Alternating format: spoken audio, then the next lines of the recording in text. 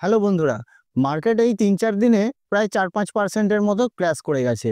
Broad based sell of, প্রতিটা stock পড়েছে। আর বিশ্বাস করুন, শুধু আপনার নয়, আমার আপনার সকলের পোর্টফোলিও ডাউন হয়ে গেছে। কারণটা তো আপনারা সকলেই জেনে গেছেন যে ট্রাম্পের ট্রেড ওয়ার, এই দেশের ওপর ট্যারিফ লাগাচ্ছে, চায়না আবার আমেরিকার ওপর লাগাচ্ছে, আমেরিকা ইন্ডিয়ার ওপর লাগাচ্ছে। এইভাবে যে একটা ট্রেড ওয়ার চলছে আনসার্টেনিটির জন্য, তো সেই কারণেই মার্কেট এইভাবে ক্র্যাশ করছে। আশা করি এই নিয়ে অনেকগুলো ভিডিও আপনারা দেখেও নিয়েছেন। কেউ বলছে মার্কেট আরও তলিয়ে যেতে পারে, কেউ বলছে রিসেশন আসতে পারে, কেউ বলছে আরও ৫-৭ হাজার পয়েন্ট নিফটি পড়ে যেতে পারে। মানে একটা ভয়ের বাতাবরণ। কারণ ভয় দেখালে তবেই ভিডিওতে ভিউজ আসে। যে ভিডিওতে সবথেকে বেশি ভয় দেখানো হয়, সেই ভিডিওগুলো সবথেকে বেশি মানুষ দেখে। কিন্তু মার্কেট পড়ুক বা উঠুক, একজন ট্রেডার বা একজন ইনভেস্টর হিসেবে আপনার কি করা উচিত? মার্কেট যদি পড়ে তখন কি করা উচিত? বা মার্কেট যদি ওঠে তাহলেই বা কি করা উচিত? একজন ইনভেস্টর হলে আপনার পোর্টফোলিওয় কোন কোন স্টকগুলোকে এখন রাখা উচিত? আপনার পোর্টফোলিওয় যে স্টকগুলো আছে, সেই স্টকগুলো থেকে কোনগুলো থেকে বেরিয়ে আসা উচিত? এইগুলো কিন্তু কেউ দেখাচ্ছে না। সবাই বলছে খালি যে মার্কেট পড়তে পারে, আরও রিসেশন আসতে পারে, এই হতে পারে, ওই হতে পারে। সবটাই প্রেডিকশনের ওপর। একটা সলিড ট্রেড প্ল্যান তো থাকতে হবে। তাই আপনি যদি একটা ইনভেস্টর হন বা আপনি যদি একজন ট্রেডার হন, কোন কোন স্টকগুলো আপনার ইনভেস্টর হিসেবে আপনার পোর্টফোলিওয় রাখা উচিত, কোনগুলো থেকে বেরিয়ে আসা উচিত, বা কোনগুলো এখন আরও অ্যাড করা উচিত? বা আপনি যদি একজন ট্রেডার হন, তাহলে কোন স্টকগুলো এখন ট্রেড নেওয়া উচিত বা কোন স্টকগুলোকে এখন অ্যাভয়েড করা উচিত? এই বিষয়গুলোকে আলোচনা করব বলেই আমি আজকে এই ভিডিওটা বানাচ্ছি। তাই আপনি যদি একজন ট্রেডার বা ইনভেস্টর হন, তাহলে এই ভিডিওটা পুরোটা দেখুন আর বুঝে নিন যে কিভাবে আপনার এখন স্ট্র্যাটেজি বিল্ড করা উচিত, কোন স্টকগুলোতে আপনার ট্রেড করা উচিত আর কোনগুলোতে এখন করা উচিত নয়। তাহলে চলুন ভিডিওটা শুরু করি।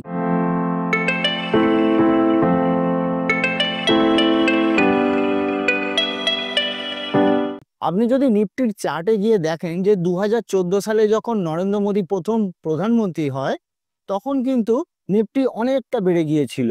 মানে ভালো রিয়াকশন দিয়েছিল নিফটি, নরেন্দ্র মোদীকে ওয়েলকাম করেছিল। কিন্তু আবার দেখুন, যখন দ্বিতীয়বার নরেন্দ্র মোদী প্রধানমন্ত্রী হলো, তখন কিন্তু আর ঠিক অতটা বাড়েনি, উল্টে পড়েই গিয়েছিল। আরেকটু এগিয়ে গিয়ে যদি দেখেন যে যখন কোভিডের প্রথম লকডাউন হয়, তখন কিন্তু নিফটি প্রথম লকডাউনের সময় কোভিডের খবরেতে প্রায় ৩০%-এর মতো ক্র্যাশ করে গিয়েছিল। চারিদিকে মার্কেটে হাহাকার, মানে প্রতিটা স্টকে সার্কিটের পর সার্কিট লাগছে। তখন আমি নিজে ট্রেডার হিসেবে কি করব ভেবে পাচ্ছিলাম না। সার্কিটই খুলছে না, আমি সেল করব কি? অথচ সেই সময় কিন্তু কোভিড অতটা ছড়ায়নি, সেইভাবে মৃত্যু হচ্ছিল না, শুধু জাস্ট খবরটা হিট করেছিল। আর তাতেই যেভাবে প্যানিক সেলিং হয়েছিল, তাতে মার্কেটে সবার হাওয়ালি বার করে দিয়েছিল। অথচ দেখুন, কোভিডের যখন সেকেন্ড ওয়েভ হিট করলো, তখন বেশি মানুষ মরছিল, বেশি লোক সংক্রমিত হচ্ছিল, কিন্তু তাও মার্কেট কিন্তু ক্র্যাশ করেনি। তখন আবার মার্কেট সেটাকে ওয়েলকামিং নিয়ে চলে গেল। মানে কি, মার্কেট সবসময় যখন নতুন কোনো একটা নিউজ থাকে, তখন সেই নিউজটাকে মারাত্মকভাবে ডিসকাউন্ট করে। কিন্তু সেই সেম নিউজ আবার যখন দ্বিতীয়বার আসে, তখন আর সেই নিউজটাকে মার্কেট পাত্তা দেয় না। মার্কেট সবসময় ফরওয়ার্ড লুকিং থাকে, মার্কেট সবসময় সামনের দিকে এগিয়ে যেতে চায়। মার্কেট কখনো পেছনের দিকে ফিরে তাকায় না। তাই এখন যে সিচুয়েশনটা চলছে, যেভাবে ওর ওপর ট্যারিফ লাগাচ্ছে, এই দেশ ওর ওপর ট্যারিফ লাগাচ্ছে, আমেরিকা ইন্ডিয়ার ওপর লাগাচ্ছে, চায়না আবার রিটালিয়েট করছে, এই ধরনের নতুন নতুন নিউজ সারাক্ষণ মার্কেটকে বিব্রত করছে। আর মার্কেট সেই সেন্টিমেন্টটাকে কাজে লাগিয়ে প্যানিক সেলিং তৈরি হচ্ছে। এবার আপনি বলুন, যে স্টকগুলো, মানে যে কোম্পানিগুলোর সাথে ট্যারিফের, মানে আমেরিকার ট্যারিফের কোনো সম্পর্কই নেই, মানে আমেরিকা ট্যারিফ লাগিয়েছে যে ইন্ডিয়া থেকে কোনো প্রোডাক্ট এক্সপোর্ট হয়ে যদি আমেরিকায় যায়, তখন তার উপর একটা ট্যাক্স লাগবে, তাহলে সেই কোম্পানিগুলোর সেলস একটু ডাউন হতে পারে, প্রফিট একটু ডাউন হতে পারে। এটা একটা লজিক। কিন্তু যে কোম্পানিগুলোর ফান্ডামেন্টালে কোনো চেঞ্জই হয়নি, যে কোম্পানিগুলোর কোনো প্রবলেমই হয়নি, ট্যারিফের সাথে কোনো সম্পর্কই নেই, তারা আমেরিকায় কোনো প্রোডাক্ট ডেলিভারিই করে না, তারা গোটা ব্যবসাটাই ইন্ডিয়ায় করে। তাহলে আপনার কি মনে হয় সেই সমস্ত কোম্পানিগুলো যেগুলোর ট্যারিফের সাথে কোনো সম্পর্ক নেই, ফান্ডামেন্টাল খুব ভালো, তাদের সমস্ত সব ব্যবসা ঠিক আছে, তাদের কি এইভাবে পড়া উচিত? কিন্তু যখন প্যানিক সেলিং হয়, তখন ফান্ডামেন্টাল টেকনিক্যাল কিচ্ছু কাজ করে না। তখন কেউ 10%, কেউ 12%, মানে একটা কম্পিটিশন চলে কে কত পার্সেন্ট পড়তে পারে। এবার যখন রিকভারির টাইম আসে, মানে মার্কেট তো এইভাবে সারা জীবন পড়বে না, মার্কেট 2 দিন 3 দিন 4 দিন 1 সপ্তাহ পড়বে, তারপর একটা জায়গায় গিয়ে তো থিতু হবে, জিরো তো হয়ে যাবে না। এবার সেইখান থেকে যখন রিবাউন্ড হবে, কোন স্টকগুলো সবার আগে রিবাউন্ড হতে পারে, আমাদেরকে এইটা ধরতে হবে যে কোন স্টকগুলো সব থেকে আগে রিকভার হবে। আর সেই স্টকগুলোতে আমরা যদি একটা বেট লাগাতে পারি, তবেই আমরা লাভবান হব। এবার তাহলে বলি যে ইনভেস্টররা কি করবেন এখন, যারা সলিড ফান্ডামেন্টাল দেখে, কোম্পানির পারফরমেন্স দেখে, রেভিনিউ, লস, প্রফিট সমস্ত কিছু খতিয়ে দেখে একটা কোনো শেয়ারে 4 বছর 5 বছরের জন্য টাকা ইনভেস্ট করেছেন, তাদেরকে বলি এইটা বিক্রির সময় নয়। যে স্টকগুলো আপনার পোর্টফোলিও এখন লস দেখাচ্ছে, সেগুলো কিন্তু আপনার অ্যাকচুয়াল লস নয়, আপনাকে আজকে লস দেখাচ্ছে, ওগুলো আবার রিকভারও তো হতে পারে। আপনার লস কখন হবে, যখন আপনি ওই স্টকটাকে বিক্রি করে দেবেন। আপনি যদি নিজে বিক্রি করেন, তবেই আপনি নিজে থেকে ওই লসটা বুক করবেন। যতক্ষণ না আপনি বিক্রি করছেন, ততক্ষণ তো আপনার লস নয়, ততক্ষণ তো আপনার পোর্টফোলিওয়ে আছে, কোনো অসুবিধা নেই। ধরুন আপনার কাছে একটা বাড়ি আছে, আপনি 1 কোটি টাকা দিয়ে একটা বাড়ি কিনেছেন, সেই বাড়িটার দাম আমি আজকে গিয়ে বললাম দাদা 90 লাখ দেবো, দেবেন? আপনি বলবেন ধুর আমি দেবো না। দাদা আমি 70 লাখ দেবো, দেবেন? আপনার কি বাড়িটা বিক্রি করার প্ল্যান আছে? আপনার তো বাড়িটা বিক্রি করার প্ল্যান নেই। তাহলে 70 লাখ দিই, 50 লাখ দিই, আর 1 লাখ, 1 কোটি 20 লাখ দিই, আপনার কি যায় আসে? আপনি তো ওই বাড়িটায় থাকবেন। তো সেই রকমই আপনি যখন একটা ভালো স্টকে ইনভেস্টমেন্ট করেছেন, তখন আপনার ওই 2 4 5% 10% পড়ে যাওয়া নিয়ে অত বিব্রত হওয়ার কিছু নেই। আপনি যদি সত্যিই সেটা আপনার কাছে যে পোর্টফোলিও স্টকটা আছে, সেই স্টকটা যদি সত্যিই ভালো হয়, আর সেই স্টকটার আমেরিকায় এক্সপোর্টের সাথে কোনো সম্পর্ক নেই, আমেরিকা যে ইন্ডিয়ার ওপর ট্যারিফ লাগিয়েছে, সেই ট্যারিফের সাথে আপনার স্টকটার যদি কোনো সম্বন্ধ না থাকে, তাহলে আপনি কেন বেচতে যাবেন? উল্টে যদি 10% ডিসকাউন্টে পান, তখন আপনি ওটাতে আরও একটু লিকুইডিটি আপনার কাছে যদি থাকে, আপনার কাছে যদি কিছু ক্যাশ টাকা পড়ে থাকে, সেই সমস্ত স্টকগুলোই তো আপনি আরও অ্যাড করতে পারবেন। আপনি বিক্রি কখন করবেন? যখন সবাই কিনছে, মানে মার্কেট পরস্পর হাই লাগাচ্ছে, মার্কেট টপের পর টপ লাগাচ্ছে, তখন তো বিক্রির টাইম। এখন কি বিক্রির টাইম নাকি? এখন তো বাই করার টাইম। আপনি একজন ভালো ইনভেস্টর হতে গেলে, যখন সবাই বেচছে তখন যদি না কিনতে পারেন, আর যখন সবাই কিনছে তখন যদি না বেচতে পারেন, তাহলে আপনি ভালো ইনভেস্টর হতে পারবেন না। আপনার ফিক্সড ডিপোজিটের থেকেও কম রিটার্ন আসবে। তাই আপনি একবার ভালো করে সার্ভে করে দেখুন আপনার কাছে কি কি স্টক আছে। সেই স্টকগুলো যদি আপনার আমেরিকার সাথে কোনো সম্পর্ক না থাকে, সেই স্টকগুলো মানে সেই কোম্পানিগুলোর সেলের সাথে আমেরিকার কোনো যদি সম্পর্ক না থাকে, আর সেই স্টকগুলো আপনি অনেক কম ভ্যালুয়েশনে পেয়ে থাকেন, তাহলে সেই স্টকগুলোই ইনভেস্ট করুন, আপনি লাভবান হবেন। এবার আসি, আপনি যদি আমার মতো টেকনিক্যাল ফলো করেন, তাহলে আপনাদের এই মুহূর্তে কি করা উচিত। দেখুন, আপনি যদি টেকনিক্যাল সত্যি সিরিয়াসলি ফলো করে থাকেন, তাহলে আশা করি আপনাদের সকলেরই স্টপ লস হিট হয়ে গেছে, আপনাদের পোর্টফোলিও এখন জিরো হয়ে গেছে। কারণ যেভাবে ব্রুটাল সেল অফ হয়েছে, মার্কেটে যেভাবে সমস্ত স্টক পড়েছে, তো আপনাদের স্টপ লস হিট হওয়া একদম স্বাভাবিক। এবার স্টপ লস হিট হয়েছে বলে কি বসে থাকলে চলবে? ট্রেড তো নতুন নতুন নিতে হবে। তো এই মুহূর্তে আমাদের কি ট্রেড নেওয়া উচিত, আর কোন ট্রেডে আমরা বেশি প্রফিটেবল থাকতে পারবো, তো আপনাদের এই মুহূর্তে আমার ট্রেডের লজিকটা আগে বোঝাই। দেখুন, মার্কেটে যখন ক্র্যাশ আসে, মার্কেটে যখন সেল অফ আসে, তখন কিন্তু কোনো টেকনিক্যাল কোনো ফান্ডামেন্টাল কাজ করে না, সমস্ত স্টক পড়তে থাকে, পাগলের মতো পড়তে থাকে। এবার আমাদেরকে তার মধ্যে থেকে খুঁজে নিতে হবে যে কোন স্টকগুলো বা কোন সেক্টরগুলো সব থেকে কম পড়ছে, মানে কেউ বেশি পড়ছে, কেউ কম পড়ছে।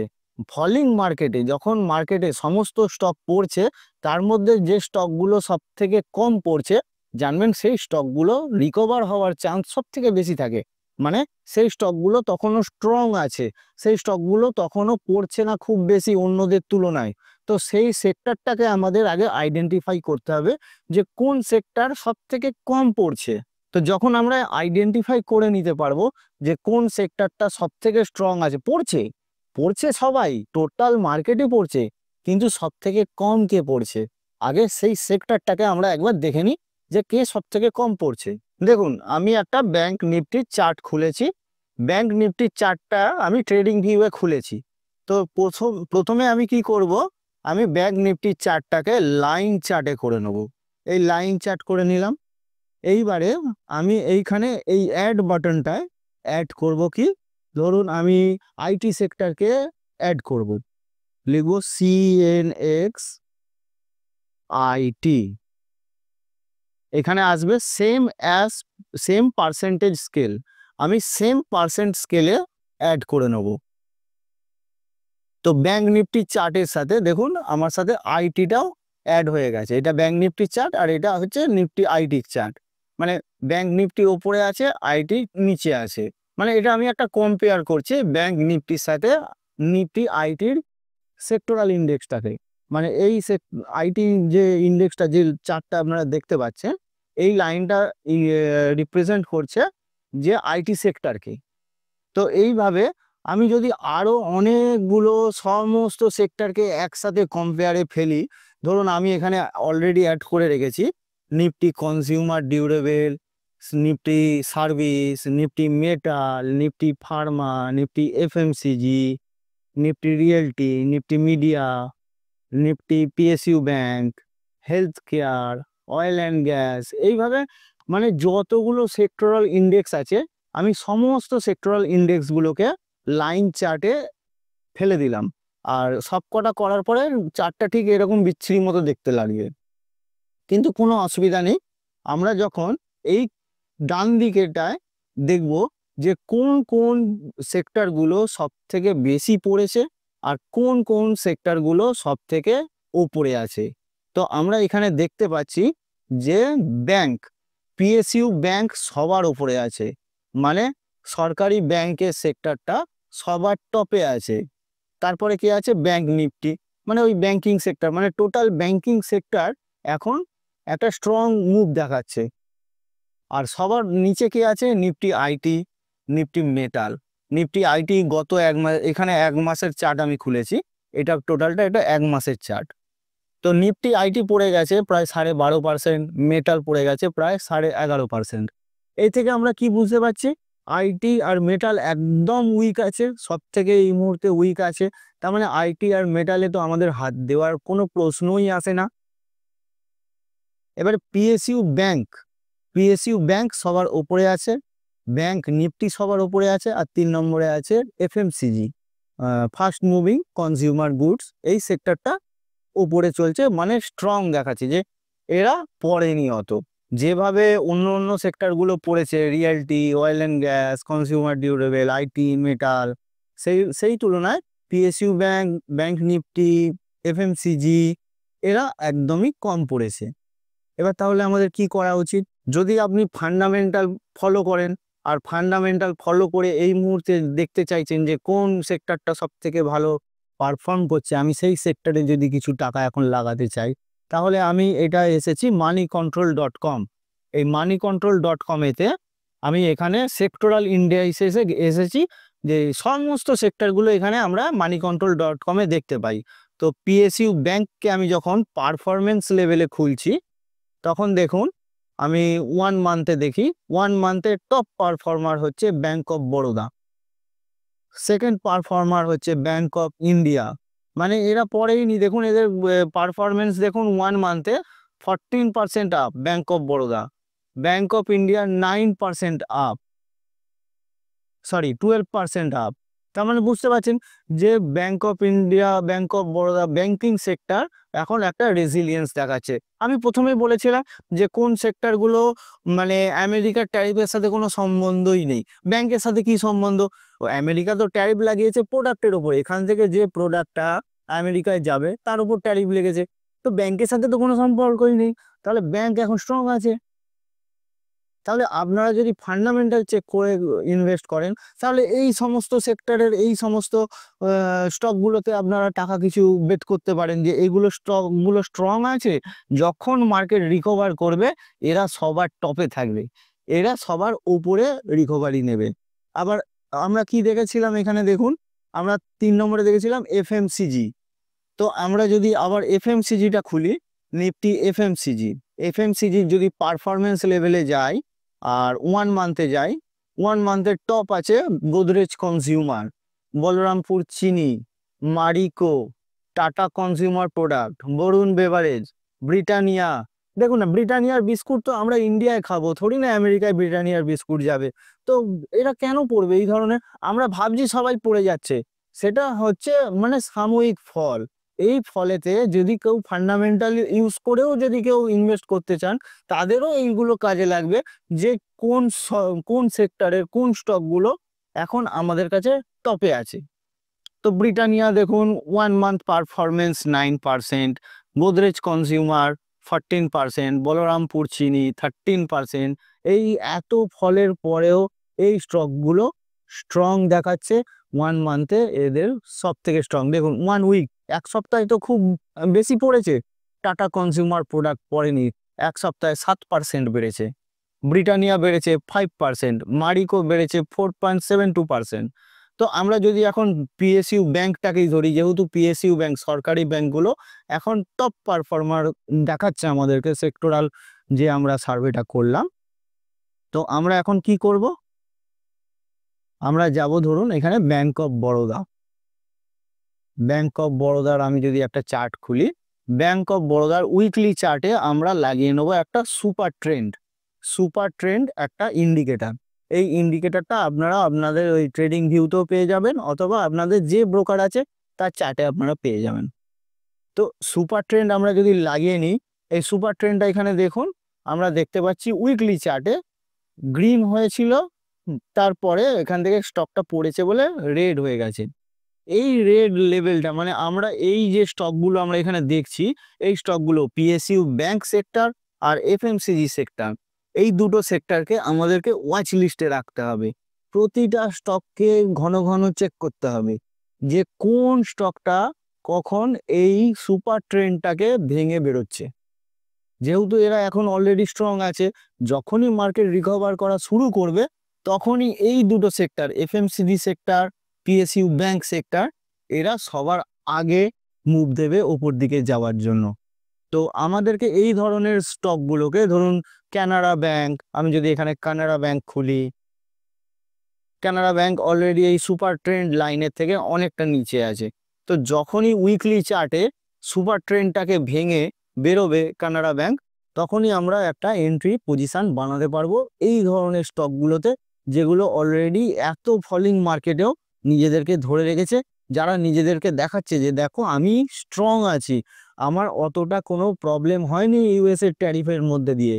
তাহলে আমি আপনাদেরকে কি বোঝালাম, যে এই মুহূর্তে পিএসইউ ব্যাংক আর এফএমসিজি সেক্টর এখন আমাদের স্ট্রং দেখাচ্ছে, রেজিলিয়েন্স দেখাচ্ছে।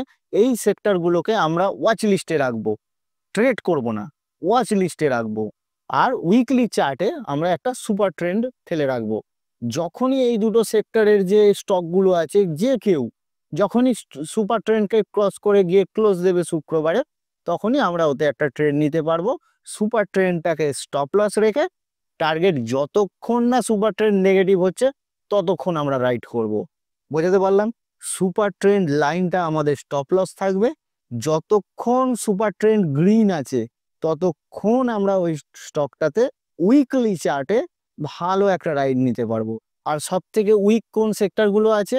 আইটি আর মেটাল। তো আইটি আর মেটাল সেক্টর থেকে আমরা এই মুহূর্তে একটু দূরে থাকবো, যতক্ষণ না ওরা আবার স্ট্রং হচ্ছে।